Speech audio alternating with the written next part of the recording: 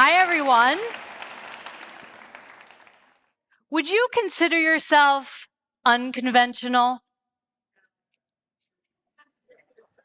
I guess I am, but I didn't mean to be. Let me share a story. So I'm in the 5th grade, about 10 years old, and it's free reading day. All my friends show up with their favorite books, Goosebumps, Babysitter's Club, and I walk in with Notes from a Friend by Tony Robbins.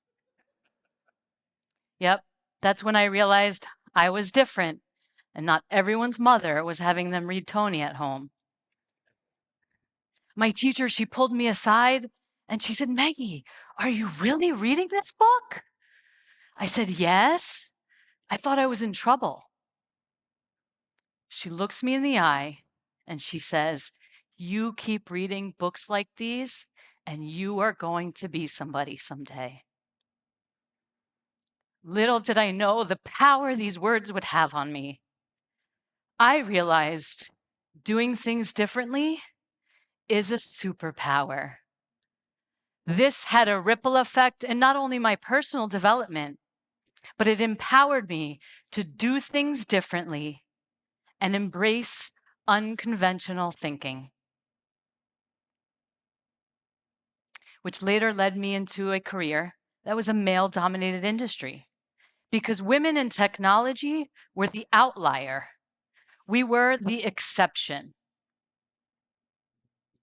Harvard Business Review says that women in leadership bring more innovation into organizations, yet less than 28% of technology leaders are women.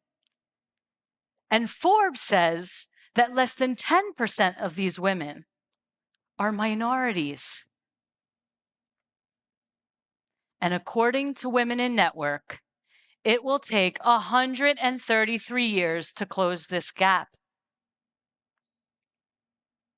So, should we wait 133 years to bring more female innovators into technology?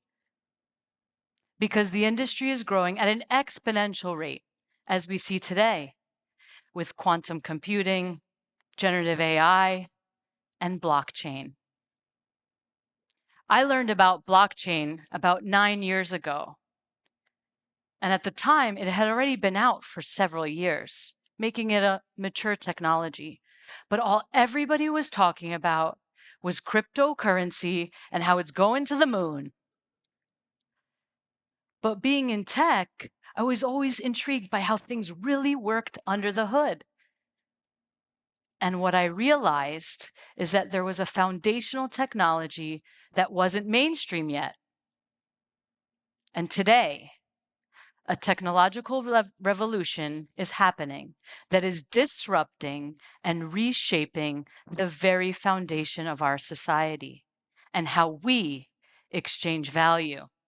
You see, blockchain pioneers, they had unconventional ideas. They were able to envision a future so different from what we have today.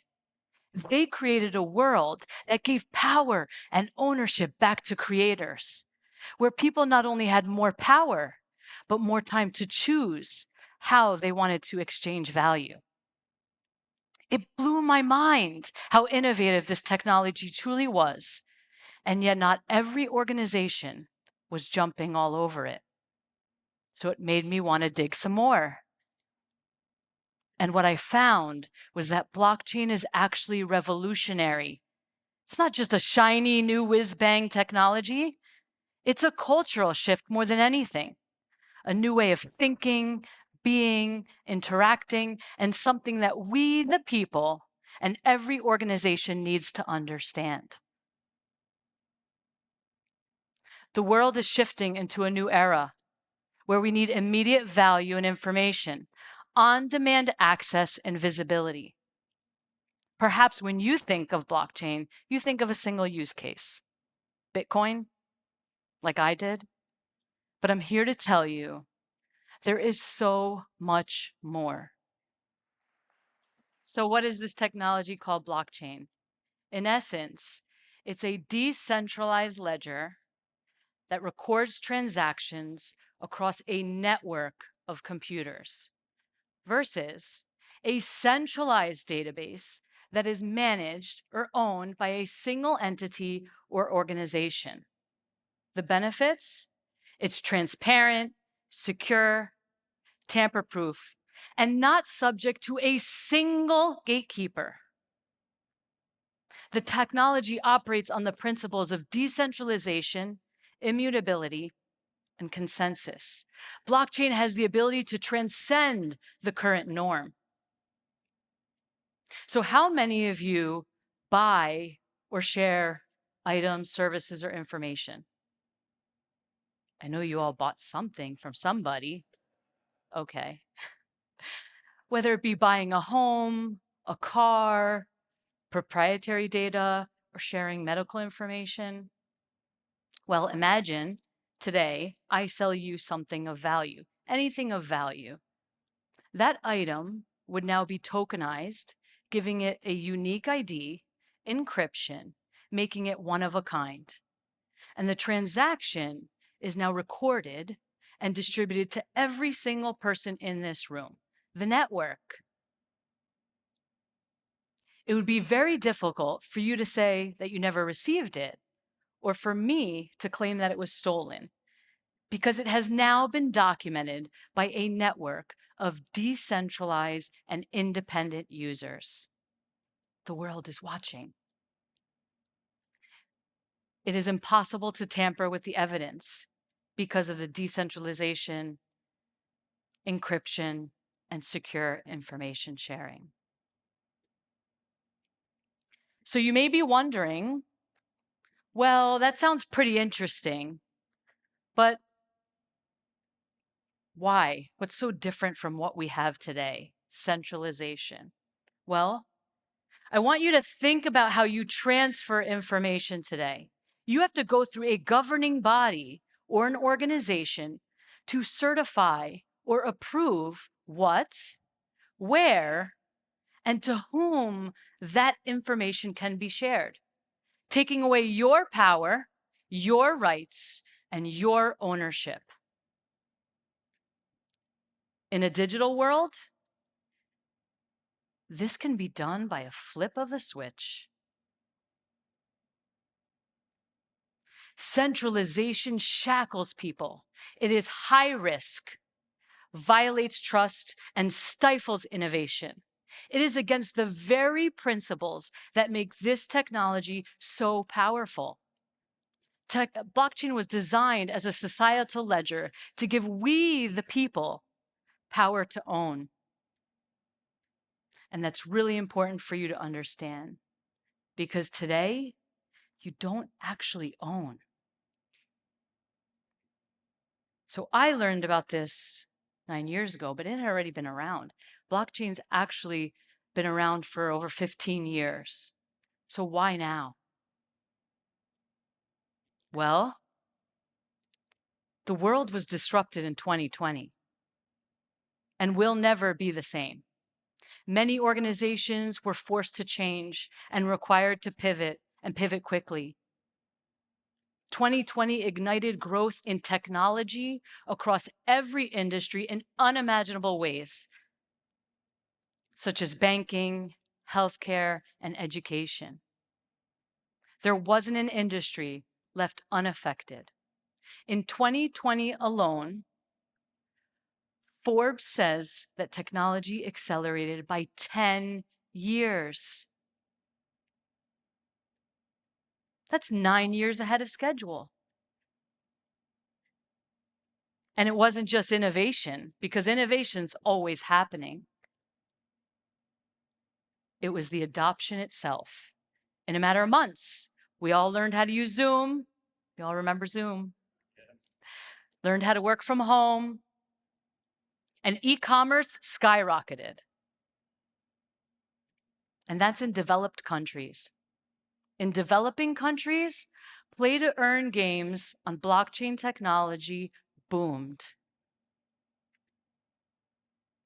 Over 20 countries began piloting national digital currencies.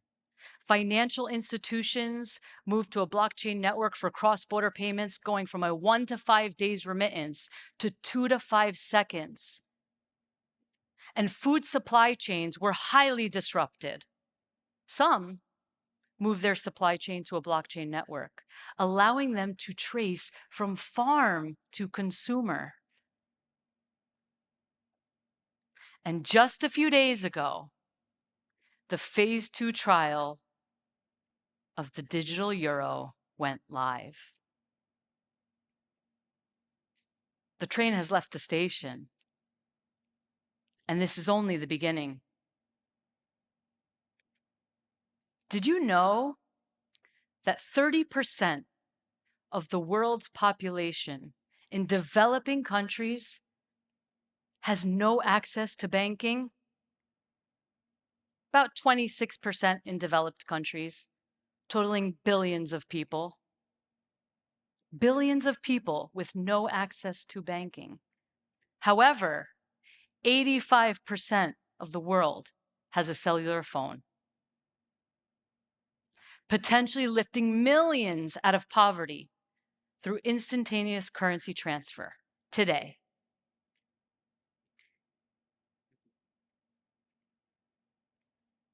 Imagine being able to sell your home directly to a buyer and not have to go through your mortgage company or your title company, deeds, all those intermediaries. Having a true peer-to-peer transaction the same day. It's possible. Or medical information. Can you access your medical records in an instant and share them with stakeholders? You have to go from entity to entity and request for permission for your information. Where are my content creators?